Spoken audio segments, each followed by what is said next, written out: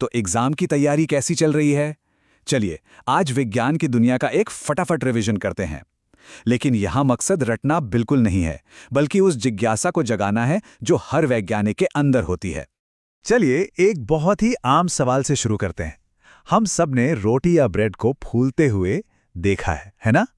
पर क्या कभी रुके और सोचा कि अरे इसके पीछे का साइंस क्या है? देखिए, अक्सर ऐसे ही छोटे छोटे सवाल ही हमें बड़ी बड़ी खोजों की तरफ ले जाते हैं। और यहीं पर विज्ञान के दो सबसे जरूरी हिस्से सामने आते हैं। एक है अवलोकन की गहरी जड़ें, जो मजबूती से तथ्यों और सबूतों पर टिकी होती हैं, और दूसरा है कल्पना की वो ऊंची उड़ने वाली पतंग, जो हमें नए नए सवाल पूछने के लिए उकसाती है। तो चलिए, सबसे पहले इसी सोच को समझते हैं कि एक वैज्ञानिक की मानसिकता असल में होती कैसी है और वो किन औजारों का इस्तेमाल करते हैं। तो ये जो दो बातें हैं ना, गहरी जड़ और ऊंची उड़ान वाली पतंग, इन्हें थोड़ा और समझते हैं। देखिए, गहरी जड़ का मतलब है ठोस तथ्य और बहुत ध्यान से चीजों को देखना, मतलब जो जैसा है उसे वैसा ही समझना। और वहीं ऊंची उड़ान वाली पतंग का मतलब है सवाल पूछना, नए आइडियाज लाना, ये सोचना कि क्या हो अगर।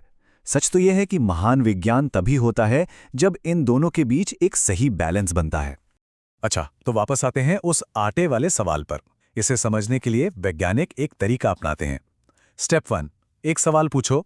स्टेप 2, एक अंदाजा लगाओ, एक संभावित जवाब सोचो, जिसे हम हाइपोथेसिस कहते हैं। स्टेप 3, अब एक एक्सपेरिमेंट करो, लेकिन उसमें सिर्फ एक चीज को बदलो। मान लीजिए यीस्ट यानी खमीर की मात्रा। इसी बदली हुई चीज को हम वेरिएबल कहते हैं। और आखिर में स्टेप 4, देखो कि नतीजा क्या निकला। जब हम सिर्फ एक चीज बदल के टेस्ट करते हैं ना, तो उसे ही कंट्रोल्ड एक्सपेरिमेंट कहा जाता है। चलिए अब अपने सफर के अगले पड़ाव पर चलते हैं, एक ऐसी दुनिया में जिसे हम देख नहीं सकते, पानी की एक छोटी सी बूंद में छिपे रहस्यों की दुनिया। तो सवाल यही है कि हमारे चारों तरफ ऐसी कौन सी छिपी हुई दुनिया है जो हमारी नंगी आंखों को दिखाई नहीं देती? जवाब है माइक्रो ऑर्गेनिजम्स, यानी सूक्ष्म जीव। इनमें से कुछ तो हमारे अदृश्य दोस्त हैं। सोचिए, हमारे पाचन में मदद करने से लेकर हमारी जान बचाने वाली दवाइयां बनाने तक ये हर जगह हैं। पर हाँ, कुछ ऐसे भी हैं जो हानिकारक हो सकते हैं, जिनसे बीमारियां और इन्फेक्शन फैलता है। और बस यही तो है बायोलॉजी, यानी जीव विज्ञान, जीवन का अध्ययन, चाहे वो एक बहुत बड़ी व्हेल मछली का हो या फिर एक छोटे से बैक्टीरिया का। अब बात करते हैं केमिस्ट्री की, मतलब उन बुनियादी चीजों की जिनसे ये पूरी दुनिया, ये पूरी असलियत बनी है। देखिए, हमारे आसपास जो भी सामान है, जिससे हर चीज बनी है, विज्ञान की भाषा में उसे पदार्थ या मैटर कहते हैं। और यहाँ हमारी गहरी जड़ वाली सोच काम आती है। केमिस्ट्री की शुरुआत ही इसी पदार्थ को अलग अलग वर्गों में बांटने से होती है। तो मोटे तौर पर पदार्थ को हम 3 हिस्सों में बांट सकते हैं। पहला है तत्व, यानी एलिमेंट्स, जैसे लोहा या ऑक्सीजन, जो सबसे शुद्ध रूप हैं। दूसरा है यौगिक, यानी कंपाउंड्स, जब 2 या ज्यादा तत्व आपस में जुड़ जाते हैं, जैसे पानी, जो हाइड्रोजन और ऑक्सीजन से बनता है। और तीसरा है मिश्रण, यानी मिक्सचर, जैसे नींबू पानी, जिन्हें हम आसानी से अलग भी कर सकते हैं। अच्छा, एक और रोज का सवाल लेते हैं, जिसे केमिस्ट्री बहुत अच्छे से समझा सकती है। जब हम चाय में चीनी डालते हैं, तो वो आखिर चली कहाँ जाती है? गायब हो जाती है क्या? नहीं, दरअसल ये एक विलयन, यानी सॉल्यूशन का एक परफेक्ट उदाहरण है। होता क्या है कि चीनी के बहुत ही छोटे छोटे कण टूटकर पानी के कणों के बीच जो खाली जगह होती है ना, उसमें जाकर बैठ जाते हैं, और इस तरह वो पूरी तरह से घुल मिल जाते हैं। चलिए अब आते हैं फिजिक्स पर और समझते हैं उन नियमों को जिन पर हमारा पूरा ब्रह्मांड टिका हुआ है। एक बहुत ही बेसिक सवाल, कोई भी चीज, जैसे एक गेंद, जब हम ऊपर फेंकते हैं तो वो हमेशा नीचे ही क्यों आती है, ऊपर क्यों नहीं चली जाती? इसका एक ही जवाब है, बल, यानी फोर्स। बल वो अनदेखे धक्के और खिंचाव हैं जो हमारे चारों ओर हर चीज की हरकत को कंट्रोल करते हैं।